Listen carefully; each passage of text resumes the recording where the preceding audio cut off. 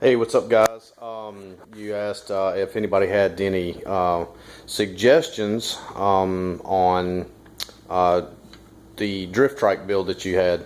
So I am going to give you my advice on what I did on my homemade build. So this was this was actually a old vanity my wife had that she wasn't going to use anymore. So I took and all of it was built pretty much out of scrap. So I just took and had some rectangle tubing that I had put sandwiched in between the two ridge pieces here. Of course, you can see the pillow blocks. I just drilled holes, and like I said, it's not pretty at all, but it's fun. The thing with the foot pegs, I think that if you come down from the headpiece down, you're going to end up with it being as you can see, this is pretty close. When you get to actually drifting, you will see that you will spend a lot of time like this.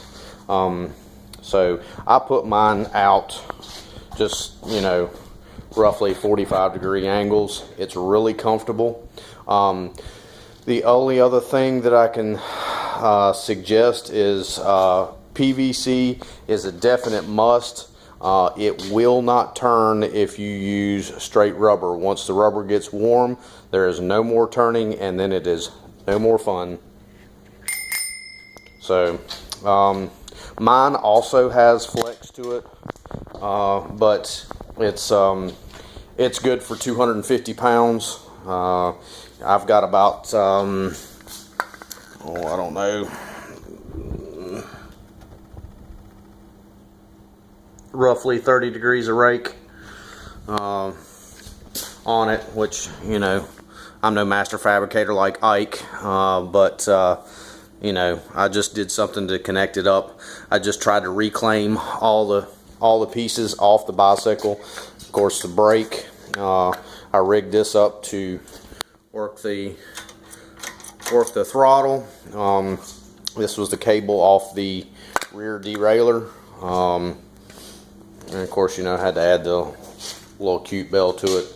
Only other thing that I can say, when you're essentially drifting in that direction, if it starts to push like this, you will find, I think the neck and the forks that you guys have will be sturdy enough. Of course, you see the name brand on this one, or what's left of it, is not that sturdy, and you end up with twist this way in it. This beam that runs down through here is prone to twisting. So depending on if you get out into the grass and make a real hard cut, it could potentially bend, and then then you're in with a well, I put this on here just for strength, but I have to put a piece of pipe in here to twist it back into shape, which my neighbors absolutely love it. So that's about all I can say. Other than just doing the pillow block design a little differently than you guys. I mean, I just sandwiched it in between, which is still it's fairly low. That thing's 4 inches tall or so. I got about 4 inches of clearance, which is plenty for riding on the hardtop, which these were meant to do. I don't know out there where you guys are out in the grass with slick tires, that will probably be loads and loads of fun. With the turbo and the 420 though, you could have a job this summer of replanting grass. But the PVC, I would suggest schedule 80, not the schedule 40. The schedule 40 will last all of about 1 day's riding, and then then it flies apart. I got lucky enough. I found this at a construction site and had enough to cut it in two. I had to add some little blocks in here because a piece of 12-inch schedule 80 holds a lot of water pressure. 10-inch is typically what they use on your regular go-kart tires. A 455 by 10. A 10-inch piece will go in here or go around this really nicely, and then you just pump it up until it's snug and it doesn't spin inside. So that's my advice.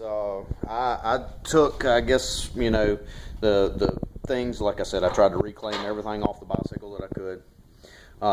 I took and lipped it, and of course welded it up. Don't look at those bubblegum welds, Ike. I know you're laughing. But it's sturdy and it holds. Like I said, it's got some flex to it. Of course, my camera's more shaky than yours, but that's my advice. And this is my beast of a this is my beast of a drift trike. At least it's fun for me anyway. Sorry, it's not the prettiest thing, not like you guys, but there you go. That's my 2 cents. Later.